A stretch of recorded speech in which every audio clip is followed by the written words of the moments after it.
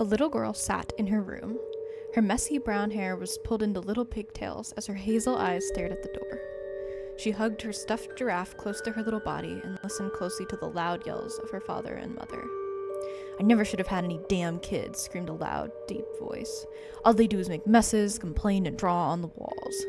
He was interrupted by the shrill, angry yell of the girl's mother. "They're children, David. They don't know any better." "Oh, fuck me, Mary Beth.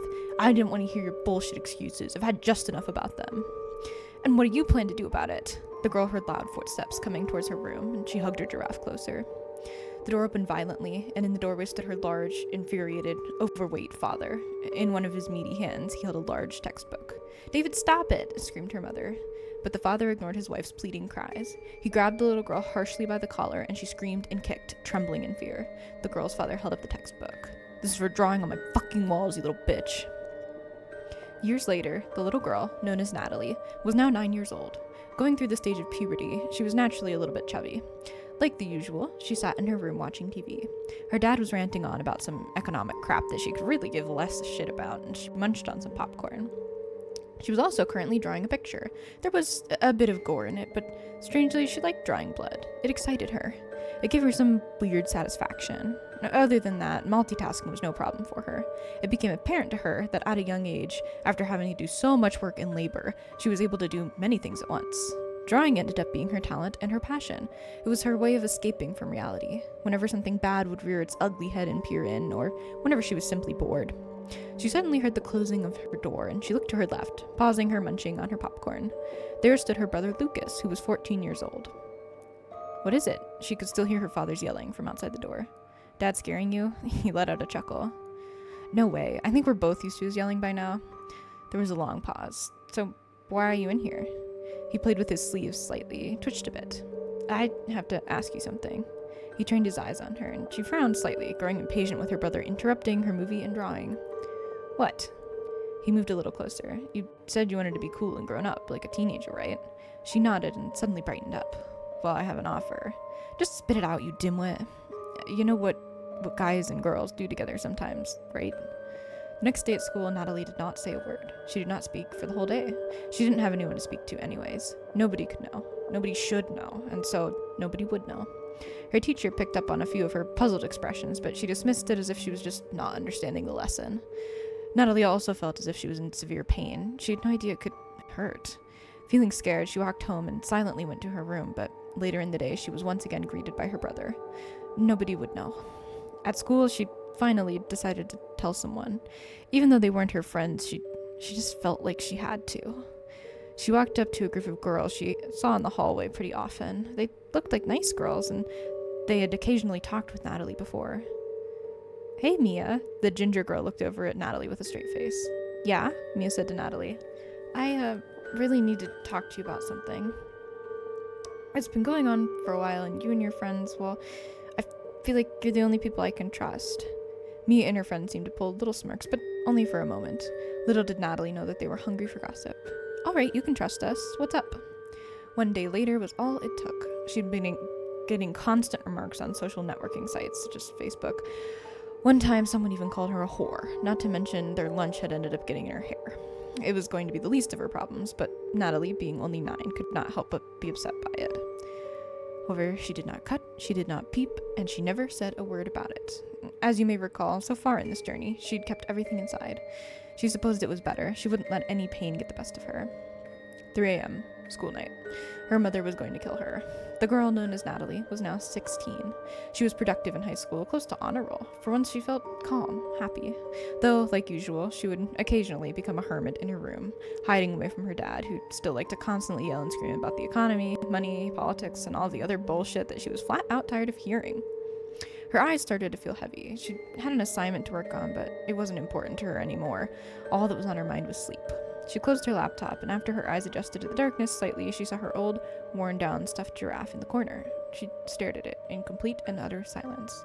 Memories passed through her mind, and she felt tears coming to her eyes. Quickly, she blinked them back. "No more breaking," she thought to herself, but she kept staring at it. "What the fuck are you looking at?" she said to the stuffed object. It simply stared back with soft, black, beady eyes. She shook her head and stood up. looked down a little sadly at the toy animal and gently picked it up in her arms. She cradled it and spoke softly to it. I'm sorry. Some tears ran down her face. She pet its rough, short fur softly as she lay down on her bed. Slowly, she went to sleep. She was woken up by the angry growls of her mother.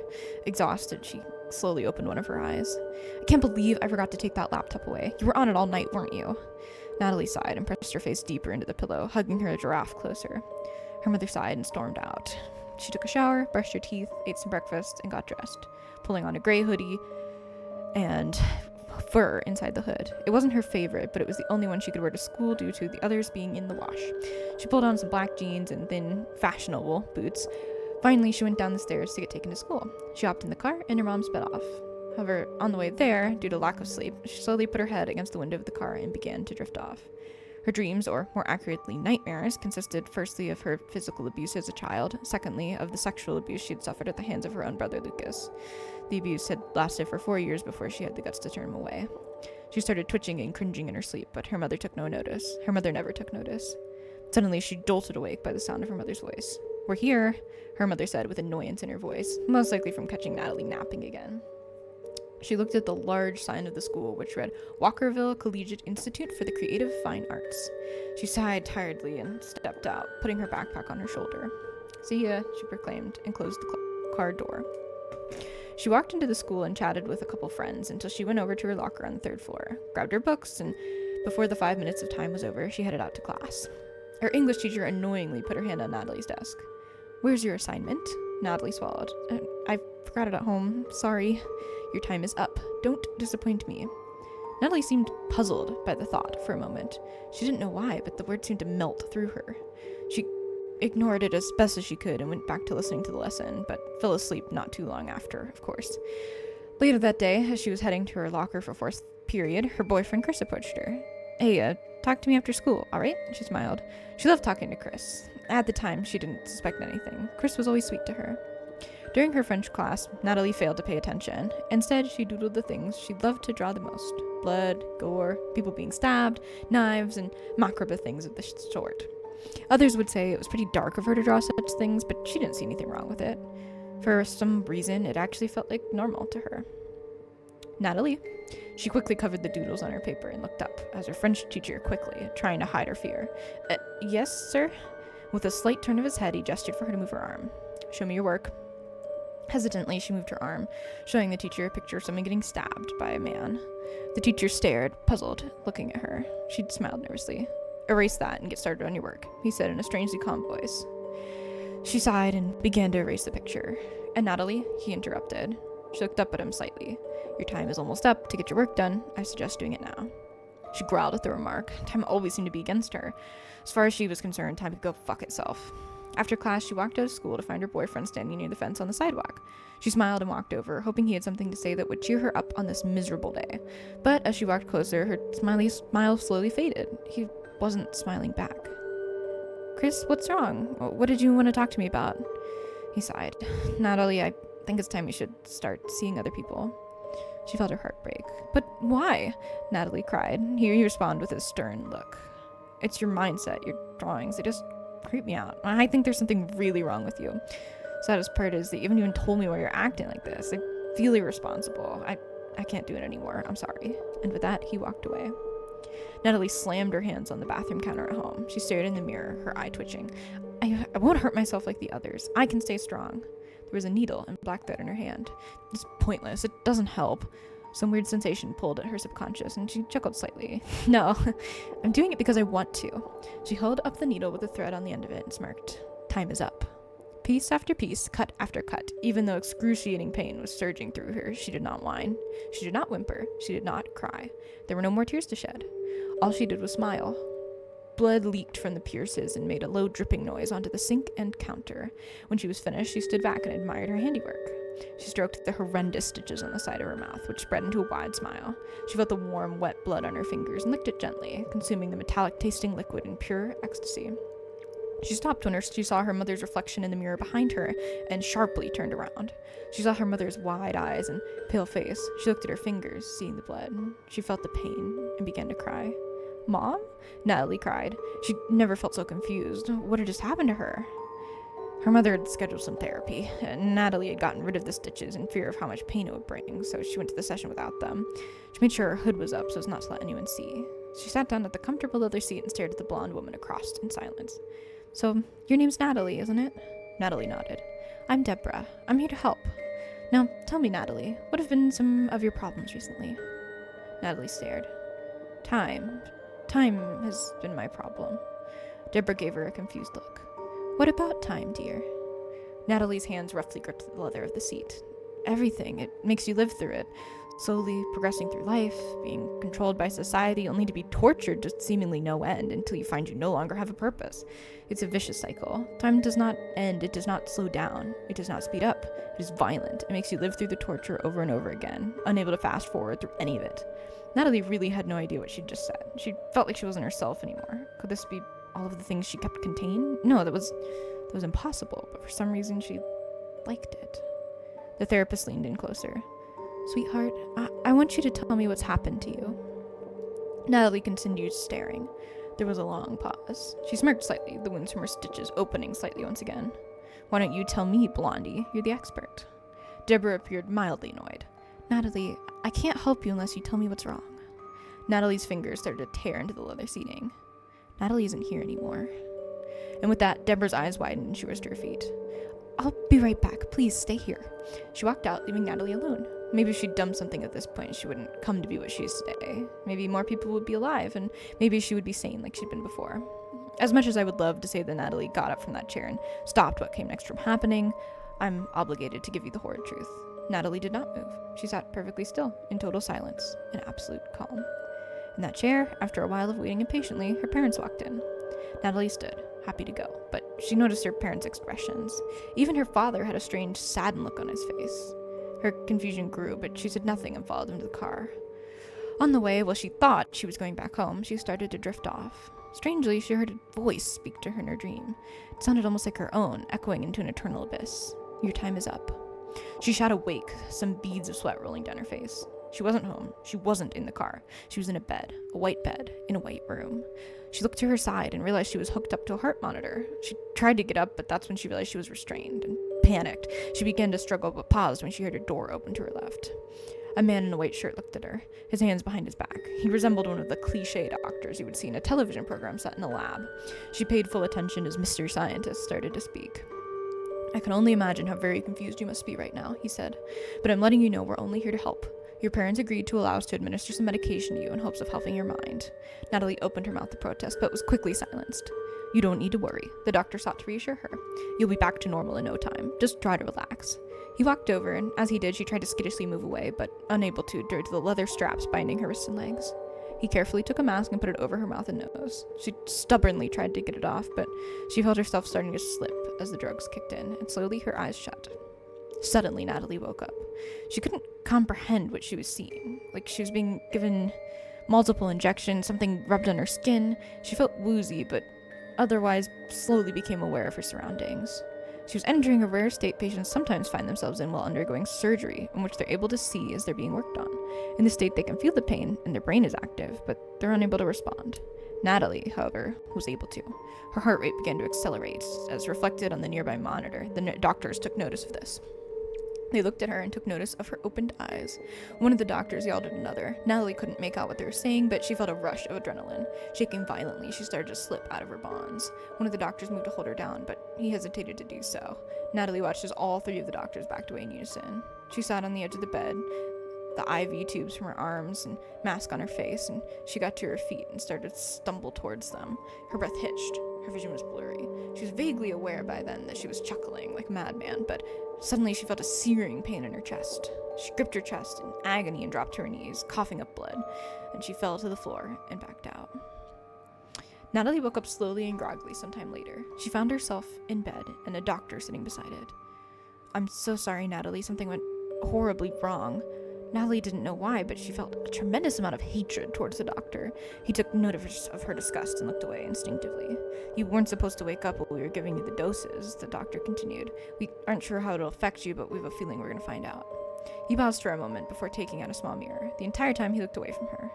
Regrettably, the medication has altered your appearance as well. Natalie looked in the mirror and her eyes widened. Her eyes were completely green. She noticed she still had stitches in her mouth as well, but for some reason she couldn't help but feel overjoyed. Her heart rate began to rise as she gave a low chuckle. The doctor locked on in shock, and Natalie quickly moved towards him until she was close enough for him to feel her breath. "Doctor," she began, still chuckling. He trembled slightly and pressed a button on the underside of the monitor. "Yes," he stammered in reply. "Your time is up." A loud scream was heard through the halls of the facility, 2 security guards rushing into the room, kicking open the door. Blood. Blood was the first thing they saw. Blood on the walls, on the bed, on the floor, even on the ceiling. Natalie had strapped the doctor down to her bed. It was bent at a sharp angle, his spine completely snapped. Blood poured from his eyes, nose, and mouth, and there, in the corner, was the murderer, happily drawing her gruesome pictures on the wall, in blood, alongside the hastily scrawled phrase, "Your time is up." Natalie slowly turned to look at the guards, a wide, crazy grin spreading across her face. "Hello, friends. Would you like to play?" And with that, Natalie began laughing uncontrollably. The guards quickly drew their guns, but before they could act, she charged at one of them. One of them fired a round, but she was able to dodge it, grabbing out a large knife from a sheath on his pocket and slashing it right across his waistline. Blood and organs flooded out, and he collapsed to the ground. She inhaled deeply, loving the damp stench of death. The remaining guard shook with fear, dropping his gun. She slowly walked to him and placed the tip of his knife against his chest. "Your time is up." She slowly slid the knife down his chest, all the way to the end of his abdomen, his organs spilling out onto the floor, and he collapsed, dead. Natalie's mother had been sleeping soundly in her room beside her husband. She woke to the sound of knocking on her door. Groggily, she got up and walked out of the bedroom to the front door. It was pouring outside, and thunder boomed in the distance. She approached the door, but paused before grabbing the knob. She detected a faint sound of laughter. The rain and thunder seemed to quiet down suddenly. She pressed an ear to the door and listened closely. "Hello, Mother," a voice from the other side called out. Natalie burst through the door, wielding 2 knives. Her mother stumbled back, hitting her head against a nearby coat rack. One of the hooks penetrated her skull, and she bled considerably from the resulting wound. She fell to the ground, paralyzed but still conscious, lying in a pool of her own blood. Natalie towered over her and then knelt slowly to meet her mother at eye level, displaying her blood-soaked blades proudly. "I was suffering, Mother," Natalie cooed. She ran the tip of her knife across her mother's cheek, cutting it slightly. Natalie tilted her head. "But you did nothing." All she could do was shake and gasp like a fish out of water. Natalie grabbed her mother and gently laid her flat on the ground. From there, she straddled over her chest and began cutting a V into it. Her mother could only gasp and shake as the life drained from her. She choked and gurgled, her breaths becoming labored. Natalie knew she didn't have much time left. She proceeded to forcibly open her mother's chest cavity with a loud crack, reached in and grabbed her mother's still beating heart with her bare hands, its pulses growing further and further apart. Suddenly, she tore it out, blood spraying all over her face. She stared her mother directly in the eyes as she took her final breaths. "Sweet dreams," she said to her mother's corpse. "Your time was up." She put the heart into her mother's mouth, patted her cheek softly, and stood up. She wasn't done yet. Natalie's father, David, had stirred awake and had realized that his wife would not return to bed yet. His eyes had only just adjusted to the darkness when he noticed Natalie standing at his bedside. A crazed smirk plastered on her face, her newly green-tinted eyes glowing in the darkness. She was covered in blood. The scent was unbearable. She frowned dramatically. "Oh dear, Mother's gone. I wonder who will get the money," Natalie jeered. She swiftly grabbed her father's forehead, laughing maniacally. "That's all you ever cared about anyway." Her father, unlike her mother, was a fighter, and he sprung up and grabbed Natalie by the neck, threw her to the ground. He started to stomp on her chest until she coughed up blood, and he stared down at her. "Doesn't it feel good, Daddy?" She laughed in spite of the violence, coughing up a lot more blood. "After all, you never seemed to mind doing it all those years ago, did you?" He narrowed his eyes. "You aren't my daughter." A wider smirk spread across her face. She peered at him with her luminous eyes, blood dripping down her mouth. "You're right, I'm not." She suddenly tripped him, causing him to fall hard to the floor. She scrambled to her feet, knives in hands. They say the bigger you are, the harder they fall. While he was winded, she grabbed a pillow and stuffed it into his face, then stomped on it, harder and harder, until loud cracking noises could be heard. When she finally pulled the pillow away, her father's face was gruesomely mutilated, and he was making muffled noises, crying in agony. "What's the matter, Daddy? Pain too much for you?" She shoved both knives into his stomach and left them there, then moved to rip out one of the large, heavy wooden poles from the bed. She set it down on her father's legs and withdrew the knives. "I'm gonna need these," she chuckled, and sat down upon the pole laid on his legs. Suddenly, she started to rock back while sitting down, the weight from her body in the pool slowly starting to squeeze his innards up through his body. He started to gag, and blood poured from his mouth. His breath was silenced. She'd hit a bit of a snag. Come on, she snarled and forced herself to rock back with more weight. Suddenly, his organs burst from his mouth. The nasty gore piled onto the floor on the sides of his face. She nodded to his carcass and started to walk out. Your time was up, Daddy. Finally, this would be her favorite part. She quietly snuck down to her brother's room, silently opening the door. Blood dripped from her knives, making a soft tapping sound as the droplets hit hardwood. Her brother wasn't in bed. It was apparent that he must be hiding somewhere. She grinned. Oh, dear brother, come now. She started to walk inside. All I want to do is have a little fun.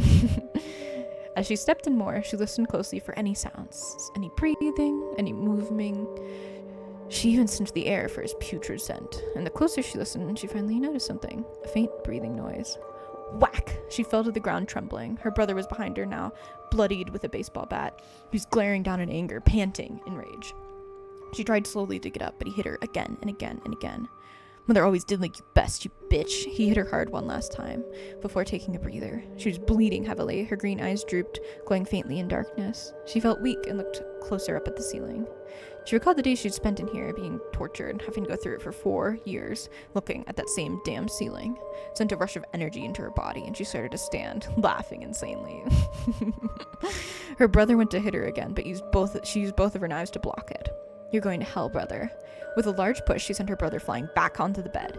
He hit his head against the wall, growled angrily, about to lunge at her, when she stabbed 2 knives into his arm, keeping them pinned to the wall. He screamed, struggling rapidly. Let's see what we can use here. She started walking around the room and smirked, seeing a simple butter knife lying on his bedside. She picked up and walked over to him. They say the eyes are the softest organ on the body. She slowly licked the knife. Soft as butter. He looked in horror, trying to get away, as she started to dig out his eyes with the knife. He shrieked loudly. She quickly tied a cloth around his mouth. Now, we can't have you waking the neighbors. He wasn't able to see anything, the pain unbearable. Blood leaked violently from his eye sockets. He would cry, but was now incapable. She dug around for more items, including a pair of scissors. She walked over to him, crawled over to him. I think you need to cut loose, brother. She stabbed the scissors into his gut, and he cried out in muffled screams of pain. She treated him like arts and crafts, cutting through his skin like paper. She lifted up his large intestine and smirked wickedly. You know what I love? Macaroni art. She started to cut the intestine into sections. This might be a little too big to put on a plate, though. She could hear her brother's foaming blood from the mouth. However, he had to swallow the blood back because of the cloth in his mouth. Doesn't that taste good? She licked his blood from her fingers. I should know I like it. He let out another muffled scream. She went down to his toes and started cracking them, ripping them off one by one. After a while, his screams grew futile. His throat was raw and bloody by now.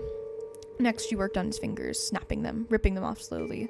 The gurgling became louder, and he started to squirm. He was choking on his own blood. She pulled the cloth down, and blood poured from his mouth. He turned his head to the side and threw up violently. There, brother, she said, patting his head. Eat this and feel better. She stuffed one of his fingers into his mouth, making it jam into his throat. He choked and slowly died. Your time was up. The girl, known as Natalie, walking into her room, dripping blood. Off to the corner, she saw it, her stuffed giraffe. She knelt down and stared at it. Then, without a word, she stood up and walked back to the bathroom. Looking at herself, covered in blood, she heard a faint ticking noise. She looked down and saw a pocket watch. She stared at its hands, slowly turning, listening to the ticking for what sounded like an eternity. She took out one of her now blood-red knives as it heavily dripped onto the counter. She grabbed the pocket watch, disassembling it until only the small clock was left.